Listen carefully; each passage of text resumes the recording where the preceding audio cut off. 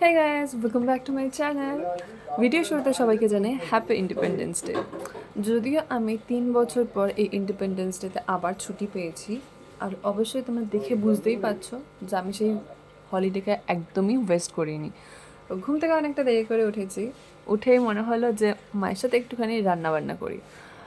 Fridge খুললাম, fridge খুলে দেখলাম কাঁচকলা আছে আর আছে চিংড়ি মাছ। তো মায়ের থেকে তো কাঁচকলা খোসা বাটা রান্নাটা আমি দেখেছিলাম, বাট ফার্স্ট টাইম আমি ওটাকে ট্রাই করবো আজকে। তো আজকে আমি সেটাই শেয়ার করছি। আর তোমরা কি কখনো কাঁচকলা খোসা বাটা খেয়ে দেখেছো?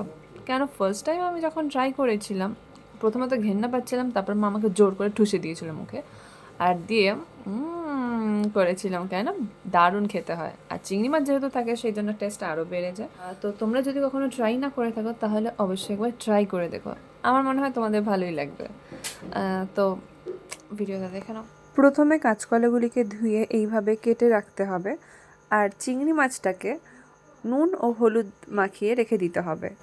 এরপর কেটে রাখা কাঁচকলাকে জলে নুন দিয়ে সেদ্ধ করতে দিতে হবে, এবং সিদ্ধ হয়ে গেলে কাঁচকলা খোসাটাকে ছাড়িয়ে রেখে দিতে হবে। আর কলাটাকে রেখে তোমরা কিন্তু অন্য কোনো রেসিপি বানাতেই পারো। এরপর ছাড়িয়ে রাখা খোসা এবং এর মধ্যে কয়েকটা রসুন দিয়ে এটাকে পেস্ট করে নিতে হবে। দেখতেই পাচ্ছ এরকম হবে। এরপর প্যানে সর্ষের তেল, কালো জিরে এবং শুকনো লঙ্কা দিয়ে ফোড়ন দিতে হবে।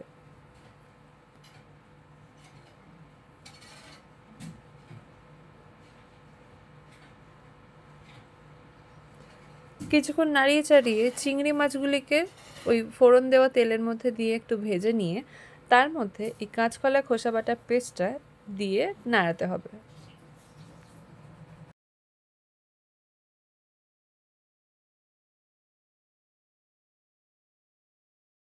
এরপর স্বাদ মতো নুন এবং মিষ্টি দিয়ে নাড়িয়ে পেস্টটিকে একটু মাখো মাখো করতে হবে।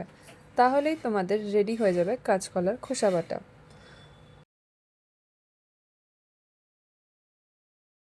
মিশ্রণটি এরকম পাতলা থেকে মাখো মাখো হয়ে যাওয়া পর্যন্ত তোমাদের কিন্তু নাড়িয়ে যেতে হবে।